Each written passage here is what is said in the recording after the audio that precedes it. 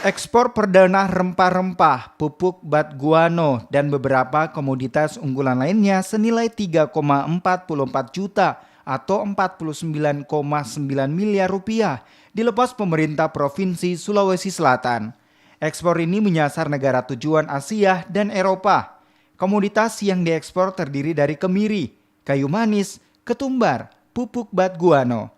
Diharapkan dengan ekspor komoditas sulsel ini membuat neraca pertumbuhan ekonomi akan besar.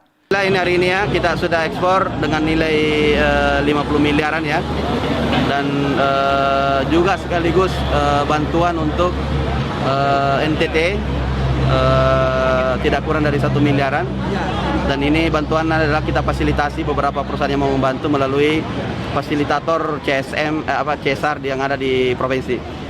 Ini Pak Kadis Perdagangan tadi melaporkan bahwa bantuan ini ada beberapa ini dan anda langsung ke Eropa ya, ke Asia, Eropa, dan Cina. Kemudian beberapa bantuan ini adalah rempah-rempah ya.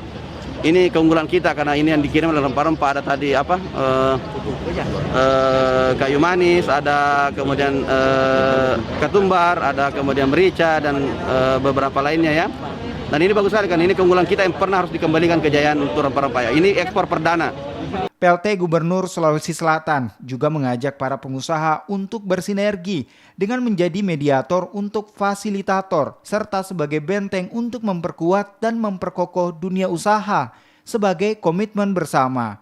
Saat ini, pemerintah juga mendorong percepatan Outer Ring Road Maminasata sehingga perlintasan di Makassar tidak hanya melalui jalur kota saja.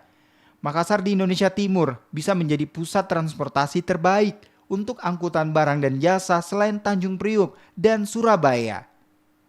Arif Tirtana, Kompas TV, Makassar.